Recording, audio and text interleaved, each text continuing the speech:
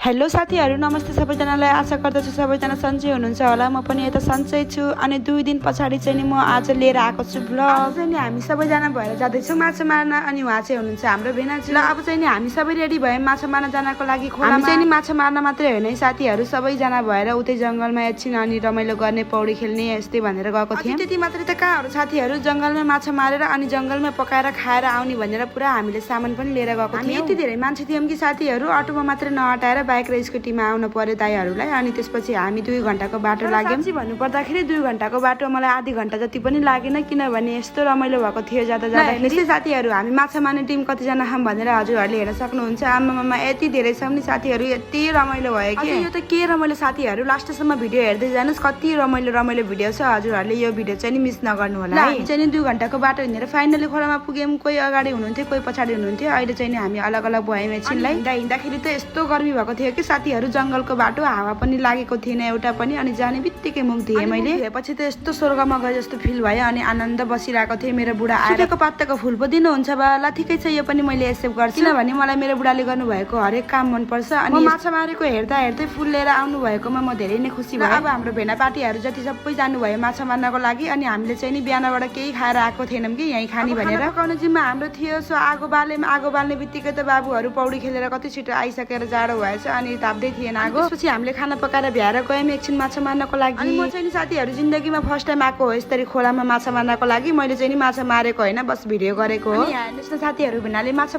परे भन्नुभएको थियो। ठ्याक्क भ्यागु त उफ्रिएर गयो कि। अनि सबैजना हाँस्यौँ। अनि हेर्नुस् है साथीहरु, हाम्रो सोल्टी जेउली फेरि एकदमै ठुलो भोटी पार्नु भएको थियो, जो कि मेरो हातमा छ। यसो हेरेको त माछाले माछा खाइदिइराखे। अनि यस्तो कमेडी लाग्यो मलाई चाहिँ नि। तर भन्नु पर्दाखेरि साथीहरु, साच्चीकै आज माछा नै परेको थिएन अरू दिनमा जस्तो। आज चाहिँ नि कम भयो। तर पनि केही छैन साथीहरु, जे छ त्यसैमा रमाउनु पर्छ र जति छ त्यतिमै रमाउनु पर्छ। जस्तै हामीले त्यति माछा सबैजनाले बाँडेर खायौँ। अनि बाँडेर खाँदाखेरि जे पनि मिठो हुन्छ। साथीहरु, फेरि मलाई चाहिँ नि ओहो, केटी मान्छे भएर पनि बियर खाइ चाहिँ नभन्नु है। यो मेरो ग्लासमा भएको रेड बुल हो। यहाँ चाहिँ नि हामी भोक लागेपछि खाना पनि खायौँ, माछा पनि खायौँ, स्प्राइट पनि खायौँ, रेड बुलहरु पनि खायौँ, के खायौँ साथीहरु। मैले देखाउन पाएन। अब चाहिँ नि मलाई एकदमै गर्मी लाग्यो र म पनि ड्रेस चेन्ज गरेर जानलाई खोलामा नुहाउनको लागि। ल अब हाम्रो गर्मी महिना स्टार्ट भयो साथीहरु। हाम्रो स्विमिङ पुल भने पनि, खाने पानी भने पनि, सबै पिकनिक भने पनि, जे भने पनि यही खोला हो साथीहरु। काम पनि गर्नुपर्छ अनि यस्तै रमाइलो पनि गर्नुपर्छ के, मरेर लानु के नै छ र हैन साथीहरु। थ्यांक यू सो मच साथीहरु, मेरो लास्टसम्म भिडियो हेर्दिनु भएको। अनि मेरो यो भिडियो कस्तो लाग्यो हजुरहरुलाई कमेन्ट गर्न चाहिँ नबिर्सिनु होला है। म आउने छु फेरि अर्को मिठो भ्लग लिएर। Okay, bye bye. Don't forget to subscribe.